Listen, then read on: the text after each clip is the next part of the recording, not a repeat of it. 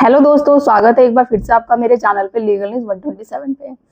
जी हाँ दोस्तों, आज की वीडियो में मैं एक ऐसा आपको काउंटर केस बताऊंगी जो कि वैसे तो कॉमन है, सभी जानते हैं, बट यूज बहुत कम करते हैं।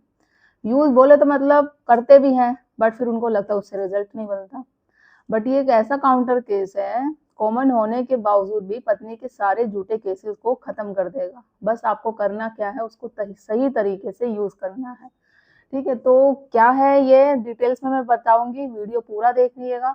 चैनल पे नए जुड़े हैं तो चैनल को लाइक करना, शेयर करना, सब्सक्राइब करना बिल्कुल मत भूलिए। साथ ही बेल आइकन दबा दीजिए ताकि आपको टाइम टाइम पे मेरे वीडियो की नोटिफिकेशन है जो मिलती रहे।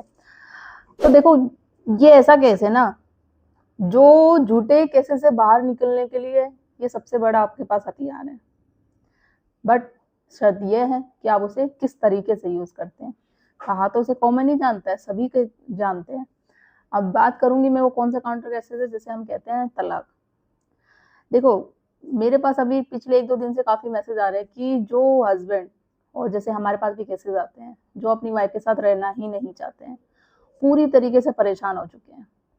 अब वो ये सोच के डर रहे हैं कि हम तलाक की पिटीशन डालें या नहीं डालें। मेरी भी वीडियो देखते हो, कहते हैं कि नहीं, हमें तलाक की पिटीशन पहले नहीं डालनी चाहिए। ऐसा डालने से हम फंस जाएंगे खुद, हम पे क्वेश्चन मार्क आ जाएगा कि पत्नी ने तो झूठे केसों में फंसा रखा है, अगर हमने तलाक की पिटीशन डाल दी तो हम पे ही पूछा जाएगा कि हाँ भाई, इसने सही किया है, लगता पति के साथ इसने क्रूरल्टी करी है, अत्याचार किया जब इसने तलाक की पिटीशन डाल दी।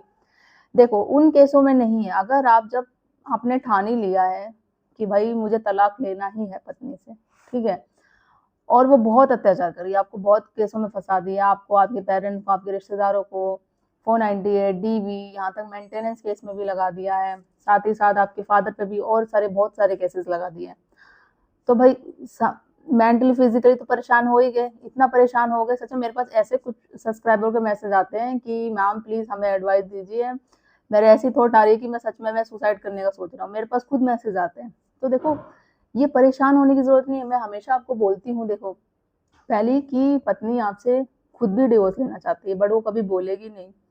ठीक है, वो किस तरीके से बोलेगी, आपको एडवोकेट के थ्रू बुलवाएगी, आपको प्रेशर करेगी, फुल प्रेशर करेगी। कैसे? आपके आप पे झूठे केसों को लगा के, आप पे इतने झूठे केस लगाएगी, इतने आरोप लगाएगी, आपको फुल प्रेशर करेगी कि आप खुद मजबूर होकर बोल दो कि मुझे डिवोर्स लेना है। और अगर आप फिर आपके दिमाग में ये क्वेश्चन आएगा, मैं तो करूंगा नहीं भाई, अगर मैंने कर दिया तो मुझे एलिमनी देनी पड़ेगी। सबसे बड़ा तो यही आता है दिमाग में कि एलिमनी पत्नी को देनी पड़ेगी, और फिर या मुझे गलत साबित होना पड़ेगा। देखो, एलिमनी ऐसे नहीं देनी पड़ती है, मेंटेनेंस भी नहीं। जब पता है कि पत्नी छोड़ के आपको खुद गई है, ठीक है, और दूसरा वो बिना रीजन के गई है, कोई रीजन नहीं है, और आपको यहाँ तक पता है कि वो अडल्ट्री में, उसका किसी के साथ नाजायज संबंध है, तो इन केसों में आपको मेंटेनेंस एलिमनी देने की जरूरत नहीं पड़ेगी। आपको बस सबूत देने हैं, एविडेंस कोर्ट में इकट्ठे करने हैं, लड़ना है आपको किस तरीके से, तो वो चीजें करनी है। अब देखो, बहुत लोगों के पास तो क्या होता है, बहुत सारे एविडेंस होते हैं और बस वो सही तरीके से यूज नहीं कर पाते। अब कुछ लोगों का, कुछ पतियों के पास सबूत होते ही नहीं है। अब इससे ये नहीं कि सबूत नहीं है तो आप केस लड़ोगे नहीं, आप तलाक की पिटीशन फाइल नहीं कर सकते। करना है आपको, नहीं रहना साथ में पत्नी के, बहुत हो गया, लिमिट क्रॉस हो गया, वो रिश्ते में वो बात ही नहीं रह गई है। बस शादी एक नाम, एक शादी की वर्ड है, और वैसे तो कोई रिश्ता हस्बैंड वाइफ वाला है ही नहीं। इतने साल हो गए हैं सेपरेट रहते हुए, तो भाई तलाक तो चाहिए ही चाहिए। तो देखो, जो आपके साथ पत्नी ने जो आप पे आरोप लगाया 498 के, तो उस क्रूरल्टी के आधार पर ही आप कोर्ट में लड़िए। कोर्ट पे, जब तक आप कोर्ट पे और पत्नी पे दबाव नहीं बनाएंगे कि पत्नी के साथ नहीं, मेरे साथ क्रूरल्टी हुई है, मेरे साथ क्रूरता हुई है, तो उसी आधार पर मैंने ये डिवोर्स की पिटीशन वाली है।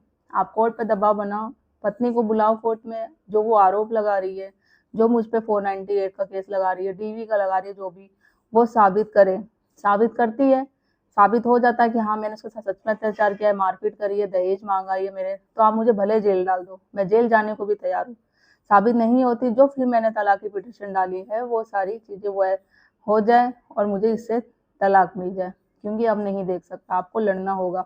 पत्नी पे आपको भी दबाव बनाना। देखो, आपको पता है, कोर्ट को भी पता है कि वो चीजें जो आरोप लगा रही है, जो एलिगेशन लगा रही है, उसके पास कोई सबूत नहीं है, उसका कोई एलिगेशन, जिस एलिगेशन में, जिस आरोप पे आपको, आपकी फैमिली को फंसाया जा रहा है, सबूत कोई है ही नहीं, वो सिर्फ वर्बली बोल रही है, और ऐसी बातों को नहीं माना जाएगा।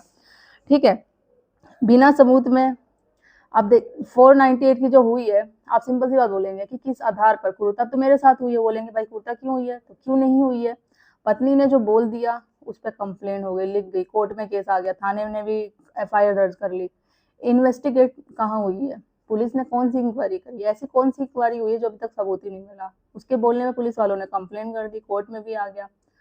एक तरफा ही हुई है ना याद, हमारी बात तो सुनी नहीं भाई, कि आस पड़ोस में पूछताछ करी हो, हम मुझसे भी पूछा हो, मेरे पेरेंट्स से भी पूछा हो क्या हुआ है, क्या सबूत हुआ है, किसने इसको मारपीट करी है, कहाँ चोट लगी है, क्या डिमांड करी है, कुछ तो हुई। तो इंक्वायरी तो कुछ भी हुई नहीं पुलिस की तरफ से, तो एक तरफा ही तो हुई, तो क्रूरता तो मेरे साथ हुई है ना। और जैसे ही मैंने, एक तो और भी केसेस जाते हैं ना, तलाक की पिटीशन टू लेट डालने पर फिर पत्नी करती है भाई 498 का, ये तो 100% श्योर है जब आप करेंगे तो इससे आपको डरने की बिल्कुल जरूरत नहीं है। अगर आपको लगता है बहुत साल सेपरेशन हो गए हैं, नहीं मिल पा, अब शादी वाली बात है ही नहीं, एक नाम की शादी का एक वर्ड है सिर्फ आप दोनों के रिश्ते के बीच में, तो आप बिना डरे बिना झिझके तलाक की पिटीशन फाइल कर सकते हैं। इसमें आपको डरने की जरूरत नहीं है कि मेंटेनेंस देना पड़ेगा या एलिमनी देनी पड़ेगी। मेंटेनेंस ना देने के भी बहुत सारे कारण हैं, उस चीज को करो, बहुत बुरी तरीके से आपको दबाव बनाना है। और अगर वो आप पे पेरेंट्स पे केस करती है, मैं हमेशा कहती हूँ उसके पेरेंट्स पे भी केस करो, उसके पेरेंट्स पे, उसके माँ बाप भाई पे भी, सब पे करो। वो आपके पेरेंट्स पे केस करके आपको परेशान कर सकती है, झूठे केसों में फंसा सकती है। तो सोचो अगर आप उसके पेरेंट्स पे केस करोगे, आप बल्कि सच्चे केस करोगे, तो उस पर क्या बीतेगी, फिर प्रेशर उस पर भी आएगा, दबाव उस पर भी बनेगा, वो भी कभी इधर चक्कर कभी उधर चक्कर काटेगी। मेन उसका था मोटिव कि भाई हमें क्या नाम है, पैसे मिले, झूठे केसों में आपको फंसाया जाए पूरी तरीके से, होता है ना बदला लेना। आप जो भी है रीजन आपको पता है अच्छे से कि आपकी वाइफ है, तो किस तरीके से, मैंने सारी चीजें बता देती हूँ, बहुत सारी धाराएं, बहुत सारे अधिकार आपके पास भी, 504 लगा दो, 506 लगा दो, झूठे कोई डॉक्यूमेंट सबमिट कर रही है 340 का फर्जरी केस लगा दो। तो वो चीजें है उसमें लड़ना है, मतलब पूरी तरीके से आपको अपनी पत्नी पे दबाव बनाना है, कोर्ट पे भी दबाव बनाना है कि जो इसने करे हैं 498 पे साबित हो जाता है कि झूठे हैं, वही लाके डीवी पे हो जाता है, तो वही सारे सबूत लाके आप तलाक के पिटिशन में भी ऐड कर दो कि इस तरीके से। फिर एक साथ जो भी आरोप लगाए गए हैं आप पे, आपके घर वालों पे, एक साथ खारिज करने का लगा दो। वो जब खारिज साबित हो जाएंगे ऑटोमेटिक फिर वही है कि भाई झूठे पत्नी ने सारे आरोप लगाए थे, कोई सबूत उसने दिया ही नहीं, आपके सारे केसेस खारिज हो गए। फिर वो चीज आप तलाक में आपको इसी तरीके से तलाक भी मिल जाएगा। और तलाक नहीं भी मिलता तो मैं तो ये बोलती हूँ, जब भी आपका सेपरेशन बहुत साल का है, 2 साल से ऊपर अधिक हो गया है ना, तो सेक्शन 10 का केस डालो, आप जुडिशियल सेपरेशन ले लो, या फिर हाईकोर्ट सुप्रीम कोर्ट में जाके उनके पास पावर होती है शादी को खत्म कराने की, जैसे हम कहते हैं शून्य घोषित करने के लिए, तो उनके पास आर्टिकल 146 की पावर होती है। आप साबित कर दो कि आपके साथ क्रूरल्टी हुई है या आपके हस्बैंड वाइफ का इतने सालों से सेपरेशन है, तो उस आधार पे आपको आपकी शादी को खत्म कर दिया जाएगा। तो बहुत सारे तरीके, और ये बिल्कुल डरने की जरूरत नहीं है कि पहले अगर आप तलाक डालते हैं तो आपको एलिमनी या मेंटेनेंस देना पड़ेगा, या आप कोर्ट में गलत साबित हो जाओगे, पत्नी ने जो आरोप लगाए हैं उन पे ये होगा कि सच में आपने किया है। इस वजह से बहुत सारे हस्बैंड सच में होते हैं कि जो तलाक की पिटिशन नहीं डालते हैं। तो ऐसा नहीं है, बस आपको किस तरीके से ये केस लड़ना है। और ये है जो होता है ना, अगर वो जैसे कि पत्नी कभी प्रेजेंट भी नहीं होती है, ऑब्जेक्शन लगा, उसको रिप्लाई देने के लिए कहो आप, और जल्दी से जल्दी जो तलाक का ही जो केस होता है ना, आपको लड़ना है और भी पॉजिटिव होके पीछे पड़ जाना है बिल्कुल। अगर कोई नहीं रिप्लाई आता है, फास्ट तरीके से एकदम केस को आप हो सके तो खत्म करने की कोशिश करवाओ, अपने एडवोकेट पे भी दबाव बनाओ, कोर्ट में भी जाके बोलो, सबूत दो, वाइफ को बोलो कि सबूत प्रेजेंट करे, ये करे, कोर्ट में बुलाए उसको, नहीं आती एक्सपायरी ऑर्डर होता है तो ऑब्जेक्शन डालो उस पर, क्रॉस क्वेश्चन पे आता है तो क्रॉस क्वेश्चन में क्वेश्चन करो।